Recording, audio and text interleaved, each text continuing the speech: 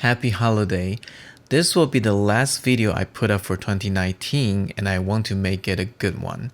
I'm going to show you how to paint this snow scenery I captured from Red Dead Redemption 2 into a watercolor painting like these, just in time for the holiday. I'm also going to share with you one secret trick that you can use to simplify your photo subject. Hi, this is Eric from Cafe Watercolor. Simplify your subject is very important. It is the key to turn your subject into an effective image. Now, almost everyone has a smartphone with a camera. It is probably the most accessible device for you to take reference photos or download images with. So let's say you have a reference image here. What do you do to simplify it to make it more suitable for painting? An experienced artist is usually able to do that with some simple study sketches, or they can even simplify what they see in their mind. But if you are just getting started, I want to share with you a secret trick you can use to help you out on that right on your phone right now. The first thing you want to do is to download a free app called Snapseed. This app works with both iPhone or Android phone. Now let's jump into the app and see what we can do with it. So here in the Snapseed, let's open an image. So I took several images from Red Dead Redemption 2 and just swiping left and right and pick the one that you want. So I'm going to pick this one right here. And we're going to tap on the tools on the bottom. And we're going to see all the tools that we can use. We're going to use Tune Image. So tap on that. And right off the bat, we're going to slide to the right and increase the brightness. Now we're going to tap on the tuner icon. And now you're going to tap and swipe. And you can release your finger when it selects contrast. Swipe to the right about halfway to increase the contrast so the shape and the edge will be a little bit more clear and distinctive. Now let's tap on the tool again, and this time we're going to tap on details. After we tap on that, we can slide all the way to the left and tap confirm. And now you can see that we're losing some details and a lot of details are starting to merge into big shapes. And this is what we're going to do. We're going to tap on tools again, detail again, and repeat that process again. Tap the confirm. And now if we zoom out a little bit, and if you tap and hold and release, you can see the before and after the image process. Now tap on tool again and tap crop. We're going to recompose this image. I select my image ratio to be 4:3 because this is 12:16 paper I'm painting on. So I reposition the grid. The rule of third grid is going to help me to compose my image. Now I confirm and I tap export. I will tap save a copy because I do want my original image without process, so that when I'm painting I can refer to them both. So it's going to save out the new image. So we get from this image into this image. Look at all the shape being merged. There's still some details in the trees, but the main important shape is the house connecting to the horse and the road, to the shadows on the ground. So this is going to give us a good reference to work with. And now if I use this image I took in Seattle, and we do the same process, you can see that we now have some nice big shapes and all the details being connected. This is extremely helpful for you to paint. This is a screenshot I took from the game Division. This is a New York scene. And after the process of the same scene, we're going to see some nice big shape of all the buildings and the cars. They are all now connected. It's very easy for us to paint now. Pretty cool, right?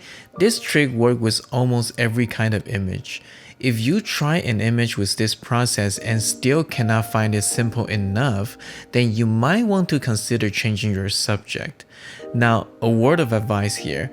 As convenient as this trick, don't over rely on this method.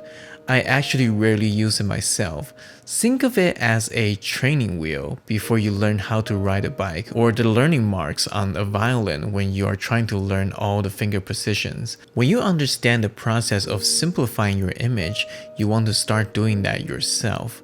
You can use the app to give you a second opinion or as a confirmation. Now, before we get started with the demo, please like and subscribe if you find this video helpful. Also, let me know down below if you have tried this method before. Now let's start the painting. Okay, so as always, we will start our painting with a drawing. I'm just going to block out some big shapes and make sure the composition is good. Now I did move up the house and the horizon up a little bit because I want to show more of a foreground. I do want to show more snow in the ground instead of more sky, just to feel the snow has a little bit more coverage. And I'll try to do a solid drawing, but I try not to stay too tight. Let the line flow. Now I'm going to start the first wash. Start with the sky. So the sky is from dark to light and from cool to warm. So as I come down, but I also start to warm up the color as it goes to the horizon. I leave some random highlights for the snow on the trees and of course around the roof of the house as well. They are covered in snow. Now under the roof we can paint because that's going to be a darker shape. And at this point I decided I want the light to be warm. So before it is dry, I put in some warm color for the light. And the first wash is all about light and atmosphere. So there's no shadow, no shape and stuff. Just painting all the lights and the color of the light.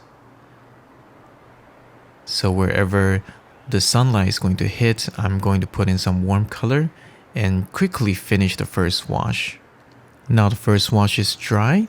I'm going to pre-wet some of the areas in the distance so I can paint in some distant hills and distant trees. Most of them are going to be in soft shape. So this part is a little bit tricky. I want to make a little bit of shape, but I also don't want to make it too complicated. So keep in mind of the big shape. Look at the reference and look at the image after the process. So I bring in the background to the shadow that's casting on the roof. And I just extend the background to the right behind the whale. And underneath the roof of the whale. Just try to connect all the shape together. Now I'm going to paint some trees in the background while it is still wet. So the tree trunk, after it reaches the wet part of the background, is just going to merge. Basically, I want to do as much as I can before the wash is dry. So I'm also doing some wet on wet work, get a little bit of texture inside the background. Now I'm going to work on the house. So do a little bit of test. I'm painting some shadows on the roof. And I'm going to paint the wall of the house. Now this is mostly going to be just one single wash. I'm trying to leave a little bit of incidental highlight just to make things a little bit more interesting. Doing a little bit of wet on wet. Underneath the edge of the roof, I want a little bit of the contact shadow there. Now I'm painting the horse. Just some very simple basic shape. Nothing fancy. It's very small. So no use to fuss with it too much. And now from that, we're going to paint the shape of the road. And it's more or less connect to the horse and the house. So the horse at the end is actually going to be very subtle, kind of just barely there. But that's kind of what I want. I don't want it to jump out too much. I like it blend with the house and the road. Now with that shape in, you can already start to see the painting pretty well. The value grouping is there, the light and dark is there. It's actually just that simple. And now I'm just going to paint the shadow shape on the ground and have the road merge into it since it's not dry yet. So now we can see a strong directional light there. Because I do want to just have a little pocket of light, morning light shining on the ground and the house. So now the third wash, the house is dry, so we can paint it again, adding some more darkness, a little bit detail. Again, keep it simple. And now the mixture should be a little bit more creamy. It shouldn't be really wet.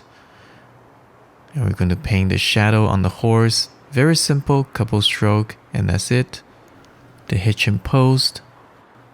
Use the tip of your brush for those detail works, okay? Varying your brush stroke a little bit.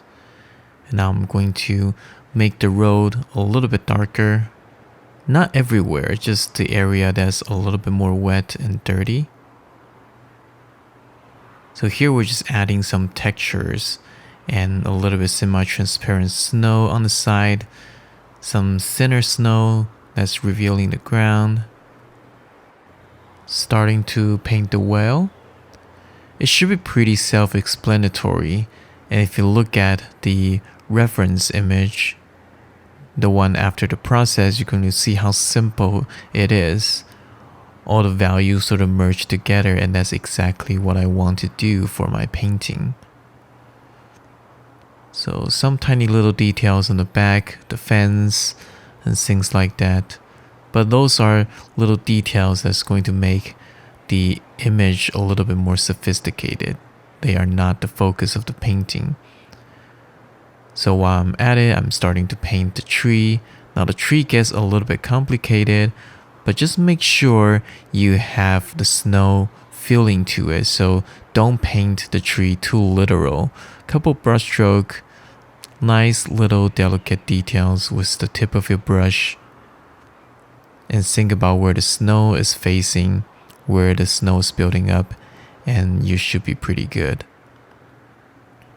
So I'm adding some more details to the background. And now the tree on the left is mostly in the snow, so we're only going to show a little bit of dark underneath the layer of the snow.